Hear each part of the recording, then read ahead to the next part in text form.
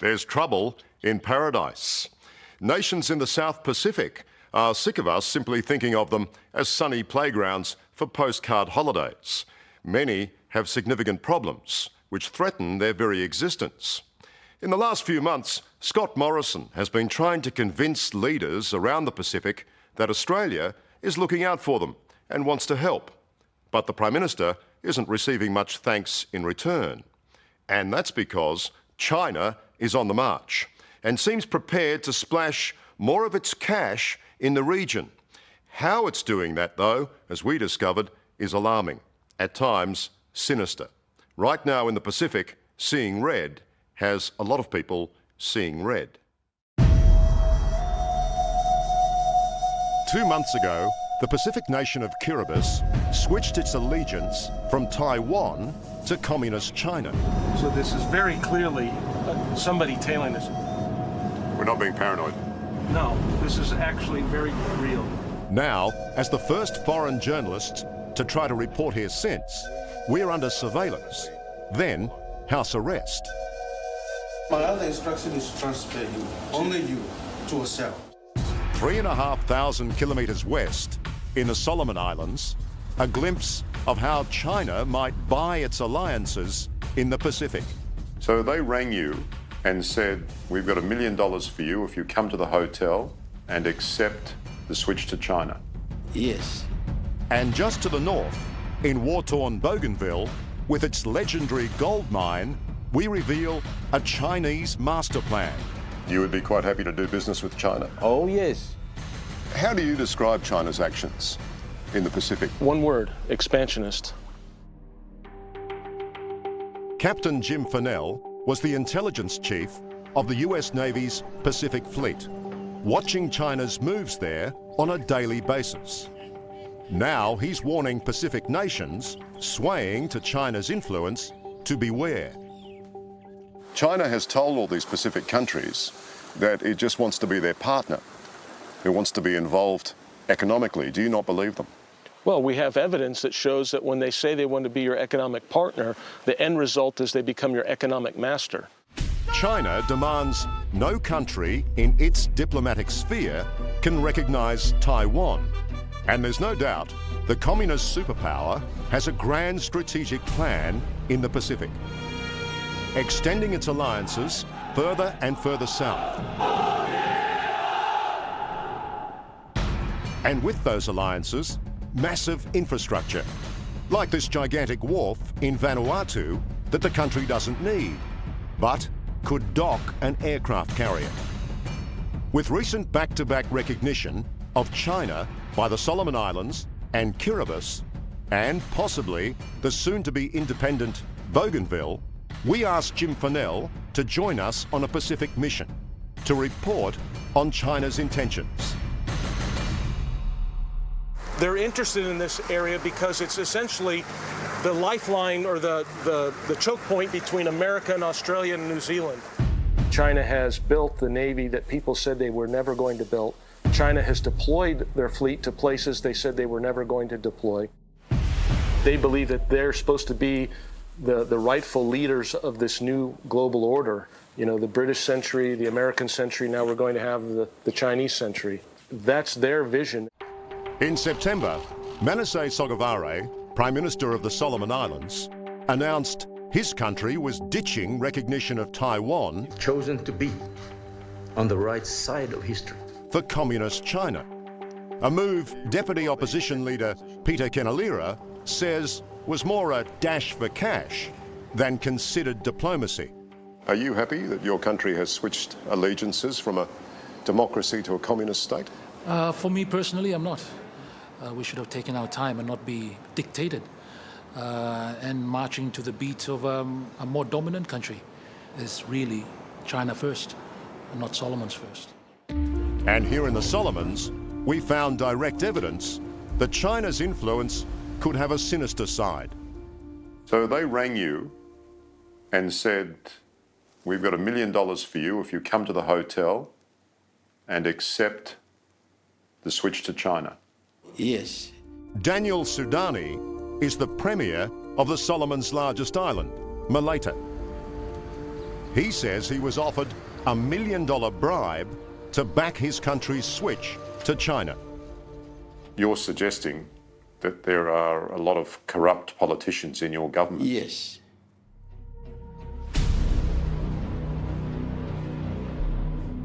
But $1 million just to be pro-Chinese, I mean, that's a hell of a way to do business. Oh, it is. It is a new way of doing things. It's really dangerous. You think there's one bag of money, there's got to be more. Oh, yeah. Yeah. They don't come, single. Weeks ahead of our visit, we requested an interview with the Solomons Prime Minister about his sudden recognition of China. While we're here, we try again in person, also wanting to ask him about his refusal to investigate the bribery allegations made by Premier Sudani. As we're waiting, a high-level Chinese delegation leaves the Prime Minister's office. Then, hot on their heels, Manasseh Sogavare himself hurries out, head down, and clearly in no mood to talk. Mr. Prime Minister, 60 Minutes Australia, sir. We'd just like to ask you a couple of questions about China. Mr. Prime Minister. Mr. Prime Minister, can we ask you about the bribery money, please?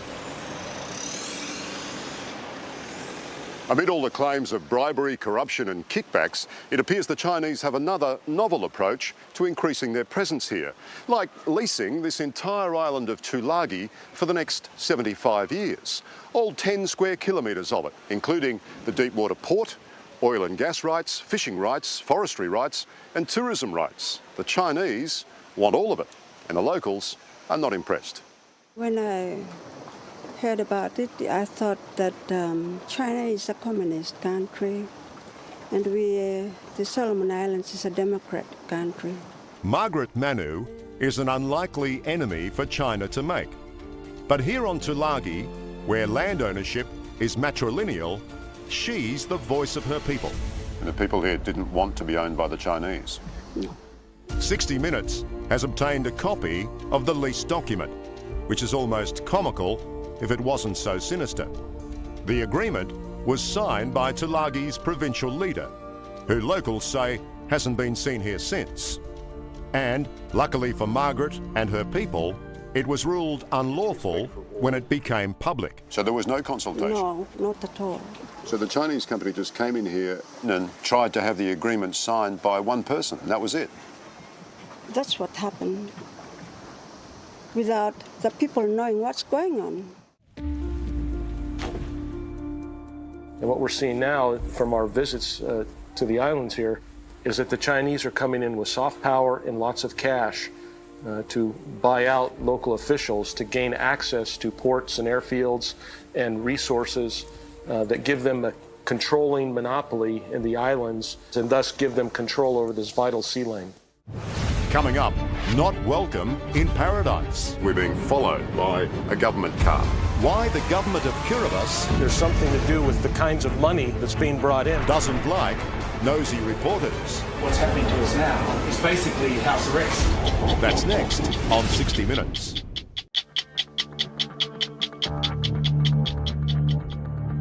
There's something both threatening and absurd about being tailed by a mysterious black sedan in a country that essentially has only one road. It's mid-morning on our first day in Kiribati, the latest Pacific Island nation to recognize communist China and dump Taiwan. We're being followed by a government car. Now, whether that's Kiribati government or whether that's somebody from the government operating under Chinese instruction, who knows? But it's a very, very strange thing to happen in a place like this.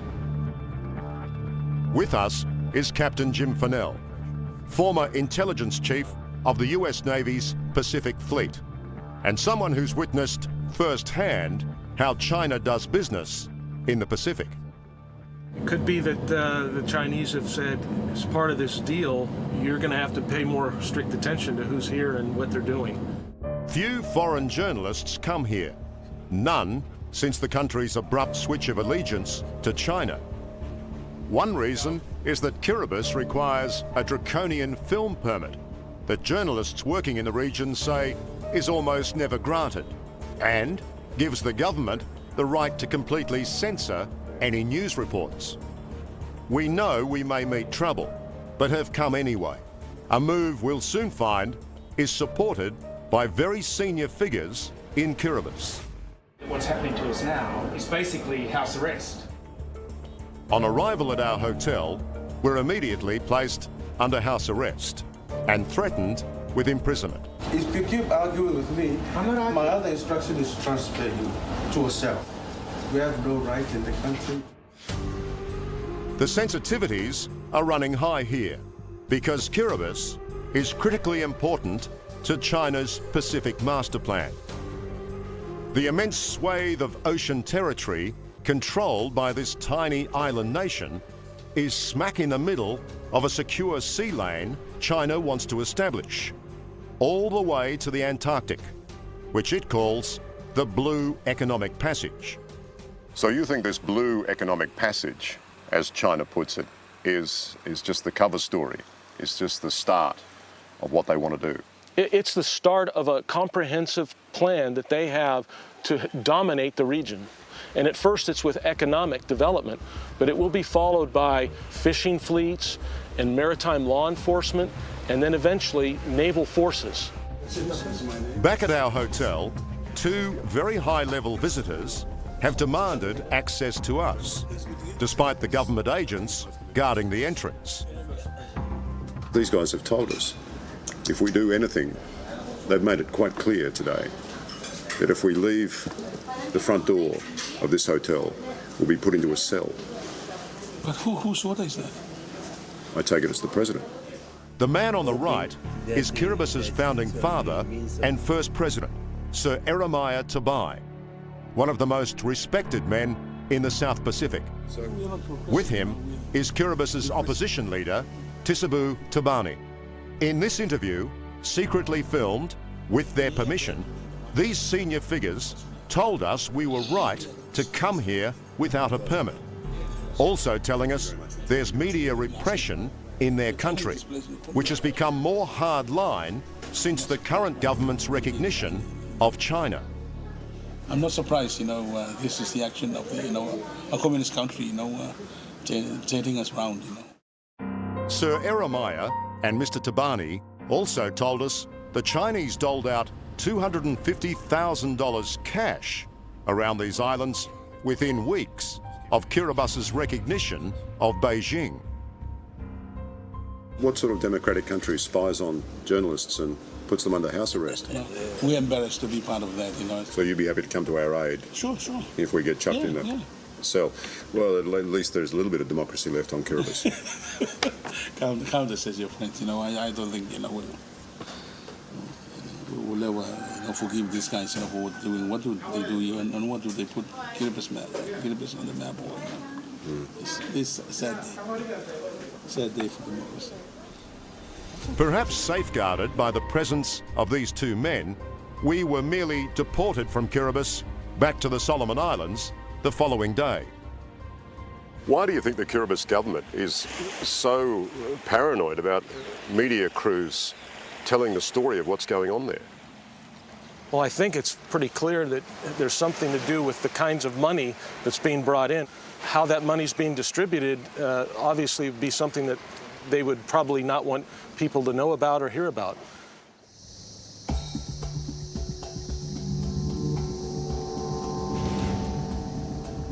And on the very day we arrive back in the Solomons, an immense deal is announced for Chinese control of the country's only gold mine, high above Honiara. This is the Gold Ridge Mine. It's an old gold mine that's been resurrected in the first major deal the Solomon Islands has done with China since it switched allegiances to the communist country. Incredibly, China describes the $825 million purchase and all the infrastructure it intends to build here as an early harvest.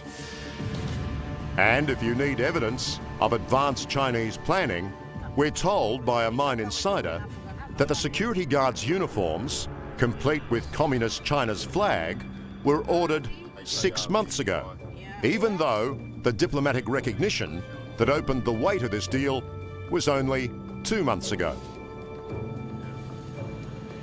The Chinese will not only reap the direct profits from this gold mine, but everything they build to service it, roads, railways, and port facilities, will remain in China's hands forever. But just across the water, there's potentially an even more glittering prize. Coming up, That is truly enormous. 60 billion reasons One of the biggest man-made pits in the world. the Chinese want this piece of Bougainville, China is now taking control of the South Pacific. and why Australia is the big loser. Australia is making enemy out of Bougainville. That's next on 60 Minutes. On our tour of the Pacific, we'd find conclusive proof of China's long-term planning for our region. We're in Bougainville, still part of Papua New Guinea, but not for long. Next week, it votes in a referendum on its independence. Bougainville was one of the forgotten campaigns of World War II, but 516 Australians died here during the war. 516. Put that in context for me. Well, that's comparable to Vietnam. But veteran journalist Ben Bohane covered a far bloodier conflict here.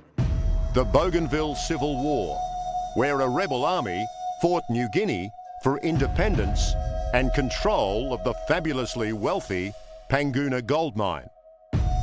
Over 10,000 people died between 1988 and 1998. Given the small population here, safe to say virtually every single family would have been affected one way or the other. In small places like this, every family was touched by the war. One of the commanders of the Bougainville rebel army was General Sam Kauna. Politicians, they make war and we fight the war.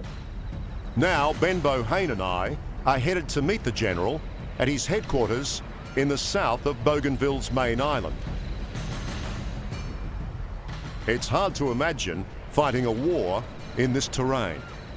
Harder still to imagine the infrastructure required to bring this place into the 21st century once it achieves independence.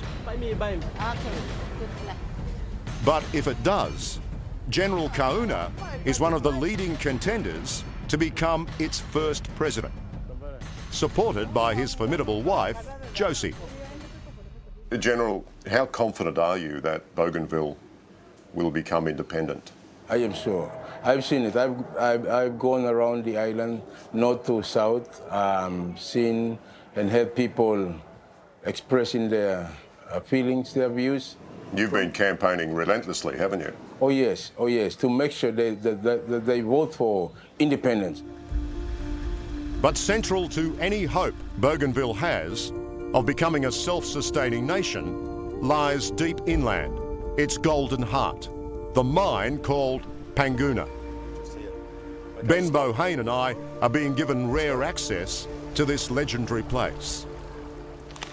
Wow. Have a look at that. That is truly enormous. One of the biggest man-made pits in the world.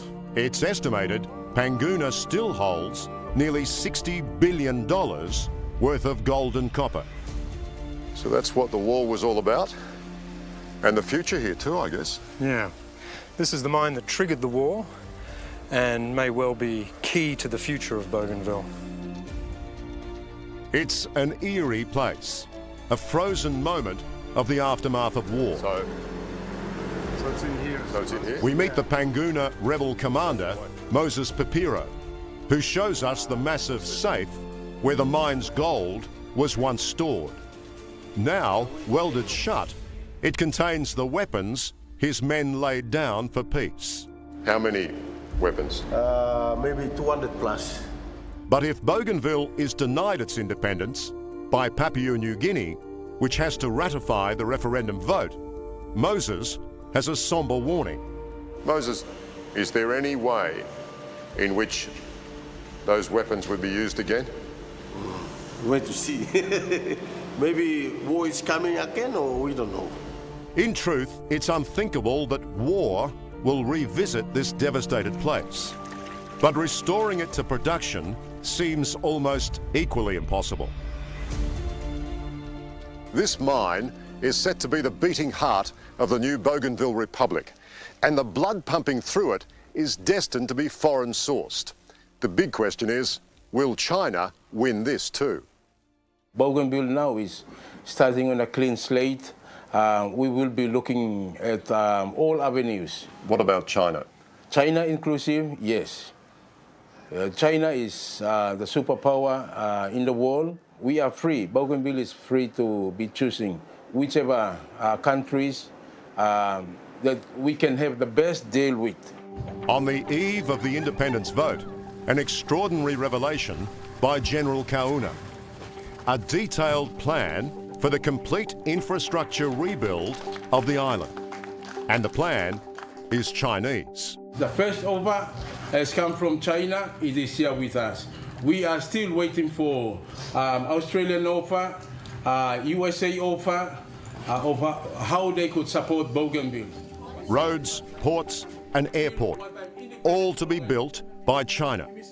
But the General is adamant it's only because Australia and the US have offered nothing of the sort. Australia even refused the General a visa, an almost unforgivable insult. You're saying if Australia is truly genuine, you want an apology and you want us to do more now? That's why I feel Australia is making an enemy out of Sam. Australia is making enemy out of Bougainville when they give me that treatment. Observing this with us is Captain Jim Fennell, the former intelligence commander of the US Pacific Fleet, who's been with us on this trip. There's been no previous inkling that China has such a long-term master plan for Bougainville. And as our last stop, it's alarming news for this experienced China watcher. If Bougainville becomes the world's newest country, that's quite a prize for China, isn't it? Yes, it is. And it sets up what with the flip at Kiribati and the flip in the Solomons and what they're doing in Vanuatu, what they're doing in Fiji, you start to see a trend line here, which is that China is now taking control of the South Pacific. And so I think that's why you're starting to see some change in the United States, for instance, and even in your own government in Australia, where people are starting to say, if we don't stand up and check China's expansionism, we will be ruled by them in another 25 or 30 years. Hello, I'm Liam Bartlett. Thanks for watching. To keep up with the latest from 60 Minutes Australia, make sure you subscribe to our channel. You can also download the 9Now app for full episodes and other exclusive 60 Minutes content.